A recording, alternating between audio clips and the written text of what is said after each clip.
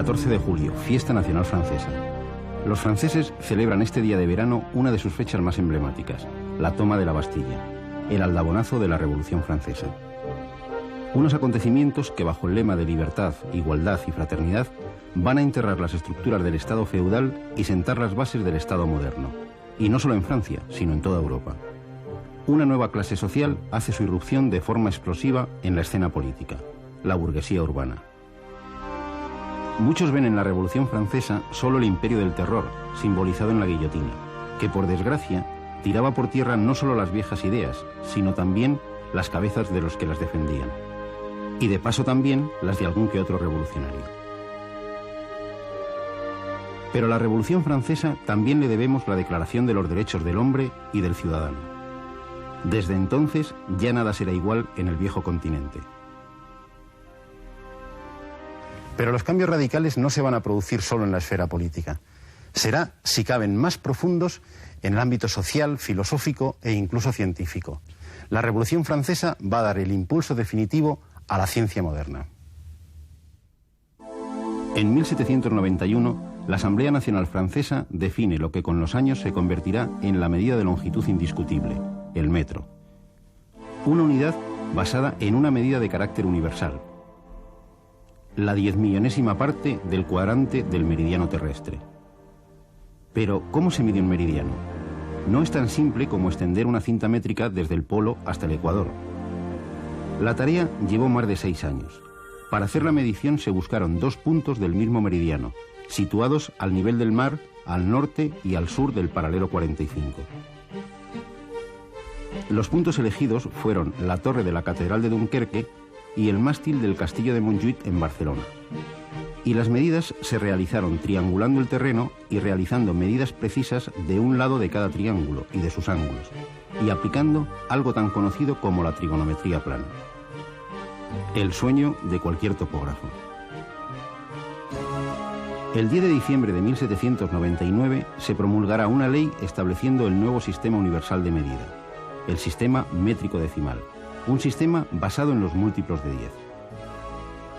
Hasta la medida del tiempo se intentó someter a este sistema, dividiendo el día en 10 partes y cada parte a su vez en otras 10, y así sucesivamente. Ante la poca aceptación por la ciudadanía, Napoleón anuló el decreto en 1805. Los babilonios y los relojeros podían dormir tranquilos. En España, el sistema se adoptará con medio siglo de retraso, mediante la Ley de Pesas y Medidas de Isabel II. Artículo primero. En todos los dominios españoles habrá un solo sistema de pesas y medidas. Artículo segundo.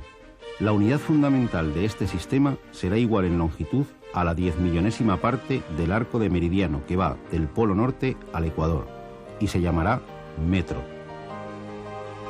Pero con ser importante, no es esta la mayor aportación científica de Francia a la ciencia en el siglo XVIII, el siglo de las luces. A lo largo del siglo, una larga fermentación intelectual va a preparar la revolución. Los salones ilustrados van a ser el horno de esta fermentación, y una publicación va a representar la nueva manera de ver la realidad, la enciclopedia. Lo que en un principio iba a ser una simple traducción de la enciclopedia del inglés Chambers va a convertirse en manos de Diderot en la recopilación de todos los conocimientos contemporáneos, en una obra de progreso que recogerá todas las artes mecánicas.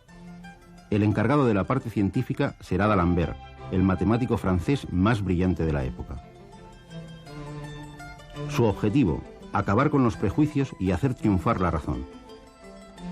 Las ideas políticas, filosóficas, científicas y sociales de la enciclopedia van a constituir el sustrato teórico de la revolución 40 años más tarde. Diderot, Voltaire, Rousseau, Buffon, d'Alembert, todos van a dejar su huella en la más fastuosa obra del siglo. Jean-Baptiste Legrand, más conocido como d'Alembert, era hijo de un aristócrata y de un general. Fue abandonado a las puertas de una iglesia y recogido por unos vidrieros a los que siempre consideró como sus verdaderos padres. Gracias a una herencia de su padre natural, recibió una educación esmerada y a los 24 años ingresó en la Academia de Ciencias de París, siendo nombrado secretario perpetuo de la misma 12 años más tarde. Trabajó en todas las ramas de las matemáticas, desde el análisis a la teoría de números, pasando por el cálculo de probabilidades, con aportaciones notables eclipsadas por el talento deslumbrante de Euler, del que fue amigo y admirador. Si no hubiese existido Euler, D'Alembert sería sin duda el matemático más notable del siglo. Fue un defensor a ultranza de la racionalidad y la aplicación de las matemáticas para resolver problemas sociales. De hecho, a él le debemos el concepto de esperanza de vida, ya que realizó estudios sobre el tema con la población de París. Gracias a él, sabemos que la vida media de un ciudadano de París a mitad del siglo XVIII era de 26 años, y que la vida probable de un recién nacido de esta ciudad no llegaba a los 8 años, es decir, más del 50% moría antes de esa edad. Decididamente, tenía motivos para preocuparse por la aplicación de la ciencia para el progreso de la humanidad. Con él, la estadística y la probabilidad hacen su irrupción en la historia para abordar problemas sociales y políticos. Pero si D'Alembert se quedó a las puertas de la Revolución, murió en 1783, una pléyade de notables matemáticos como nunca antes habían convivido en Francia va a vivir de forma intensa estos acontecimientos. Joseph-Louis Lagrange estaba condenado a seguir la carrera militar de su padre. Por fortuna para las matemáticas, los negocios ruinosos de este le obligaron a ayudar al mantenimiento de la familia. A los 16 años ya daba clases de matemáticas en la Escuela de Artillería de Turín. A los 19 era nombrado profesor titular de la misma. Este va a ser un rasgo común a muchos de estos matemáticos.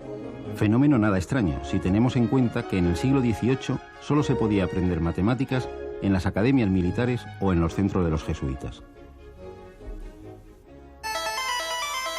En 1696, el intrépido Jean Bernoulli había lanzado a la comunidad matemática uno de los retos más famosos de la historia. Tiene que ver con los monopatines tan de moda entre los jóvenes. En el diseño de las pistas para exhibiciones, Bernoulli y Lagrange hubiesen disfrutado.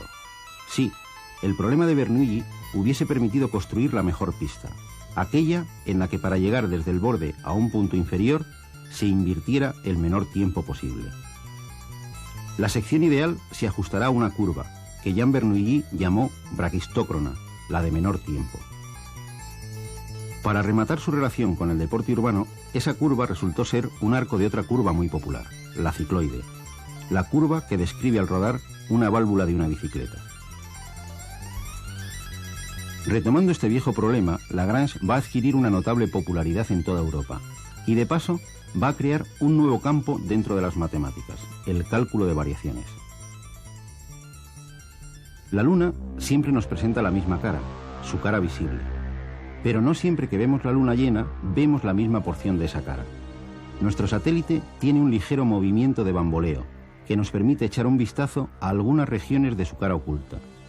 Ese bamboleo se llama libración lunar.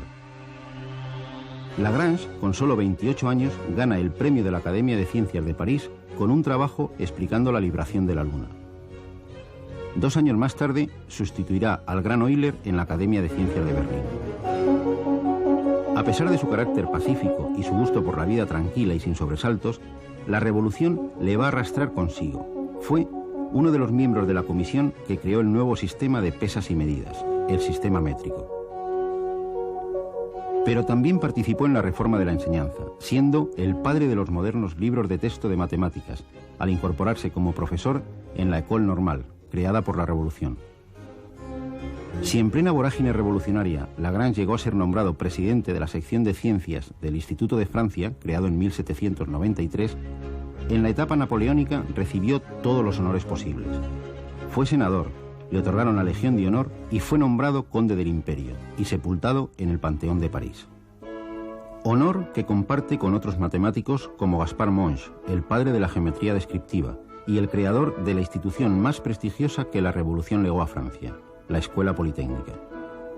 Como Lagrange, Monge comenzó su carrera como profesor de matemáticas en la Academia de Ingenieros Militares de Messières, institución en la que su origen humilde le impidió ingresar como alumno. Por suerte para las matemáticas. Allí enseñó durante más de 20 años. Su activa implicación en los movimientos revolucionarios le lleva a ser nombrado ministro de Marina, el día siguiente a la caída de Luis XVI. Fue un ministro breve, no duró en el cargo más que 8 meses. Más importante es su contribución a la creación de la Escuela Politécnica, en la que define su programa y prevé que los alumnos, además de las lecciones magistrales, efectúen trabajos dirigidos y hagan experiencias de laboratorio, como hoy, pero hace 200 años. La situación cada vez más inestable en París le hizo viajar a Italia, donde conoció a Napoleón y participó con él en la expedición a Egipto. La amistad entre ambos duraría hasta el final de sus días. Napoleón, al igual que a Lagrange, le nombró senador, le otorgó la Legión de Honor y el título de conde del Imperio, títulos de los que fue desposeído tras la restauración borbónica. Hoy, gracias a los ordenadores, nos resulta familiar ver un cuerpo sólido proyectado en 2 planos perpendiculares.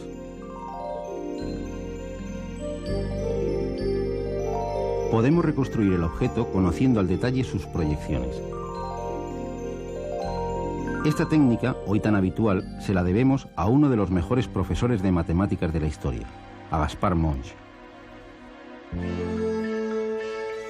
La propuesta ante la Asamblea Nacional de Monge como ministro fue realizada por su presidente, otro matemático menos conocido, uno de los muchos aristócratas ilustrados alineados con las ideas revolucionarias, el marqués de Condorcet. Condorcet es el más claro predecesor de la aplicación del análisis de probabilidades a la toma de decisiones, que con tanto éxito se aplica hoy en la economía y hasta en la política. El hombre que siempre había defendido extender el imperio de la razón y las herramientas matemáticas a los asuntos sociales, moría, no sabemos si asesinado, suicidado o de muerte natural, en una prisión parisina. Entre los tumultos de las calles de París, otro matemático procura pasar desapercibido. No ocupará ningún cargo público, ni se comprometerá excesivamente con ningún asunto político. Sin embargo, en 1794, el año del terror, cuando las cabezas de muchos conciudadanos están en serio peligro, Adrien-Marie Legendre va a publicar uno de los libros de matemáticas más leído a lo largo de los próximos 100 años, sus elementos de geometría. El libro de texto obligado de casi todas las universidades, escuelas y academias de Europa y de América. Este libro va a proporcionar a Legendre un extraño privilegio. Va a ser el primer matemático de la historia, y casi el único, que se va a hacer millonario escribiendo libros de matemáticas. Pero curiosamente, hoy se recuerda más a Legendre por sus trabajos sobre algo que siempre ha preocupado a los matemáticos de todas las épocas: los números primos. Un número primo es el que no tiene divisores distintos de él mismo y de 1. 5 es un número primo. 7, 11, 13, 19 también. En cambio, 6 no es primo, es compuesto, ya que 6 es igual a 3 por 2. 9, 10, 15 son también números compuestos. Hay 25 números primos menores que 100. Un 25% de los números del 1 al 100 son primos. Menores que 1000 hay 168 primos, es decir, un 16,8%. Menores que 100.000 hay 9592, un 9,6% aproximadamente. Parece que el porcentaje de números primos va disminuyendo según aumentamos el techo superior. Imagínense un número n tremendamente grande. ¿Cuántos números primos habrá menores que ese número? No es tan fácil responder a esta pregunta. Sin embargo, Legendre, en 1797, ya aventuró que la cantidad de números primos menores que n vendrá dada por esta fórmula, donde Ln representa el logaritmo neperiano. Fórmula que dio origen al teorema de los números primos, que simplifica la expresión dejándola así, y que solo se consiguió demostrar 100 años más tarde. Según este resultado, podemos deducir que la cantidad de números primos menores que 100 millones es aproximadamente 5.428.681. En realidad hay 5.761.445, menos de un 6%. Legendre, con su fórmula, se aproxima bastante a la cantidad real. Dejemos los números primos y hagamos una excursión por un reino muy distinto. Sí, estamos en un casino, el reino del azar y de las probabilidades. Pierre-Simon de Laplace se hubiese sentido en la gloria en un lugar como este. Al fin y al cabo, él es el padre de la teoría de probabilidades, o como él mismo decía, el sentido común expresado en números. Gracias a Laplace podemos cuantificar desde la esperanza de que nos toque el abonoloto hasta la de sacar un póker de ases en una partida de póker. Y todo gracias a una sencilla ley que desde entonces lleva su nombre, la regla de Laplace. La probabilidad de un suceso es el número de casos favorables partido por el número de casos posibles. Ensayo filosófico sobre las probabilidades. Con este sencillo y a la vez precioso libro de divulgación, Laplace puso al alcance del gran público las mismas ideas que hoy inspiran a los hombres de empresa y a los estadistas a la hora de tomar sus decisiones.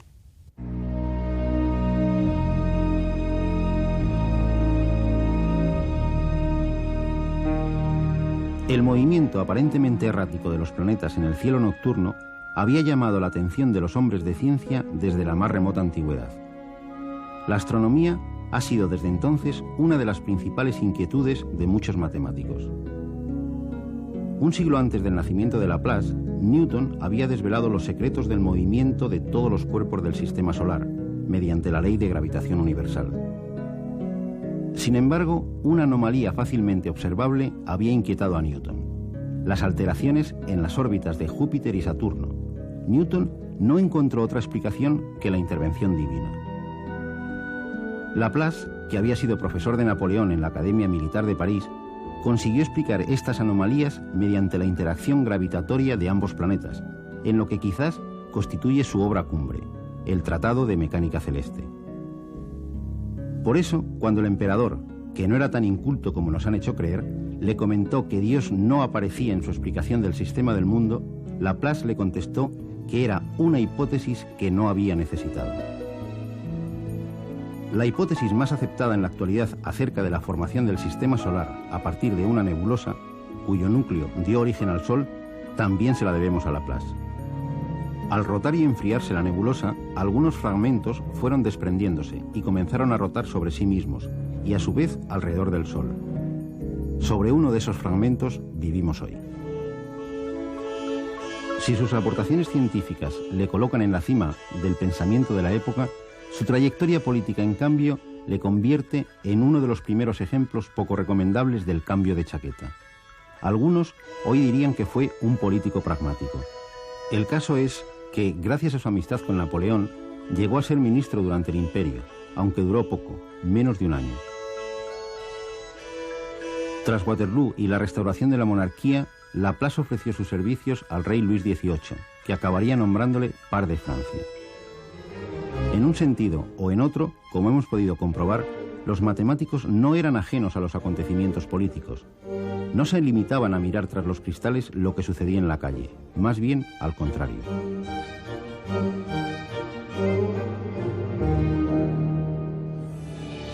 ...14 de julio, fiesta nacional francesa. Los franceses celebran el nacimiento del Estado moderno. El resto del mundo debería celebrar con ellos algo quizá más importante, uno de los momentos más brillantes de la ciencia moderna.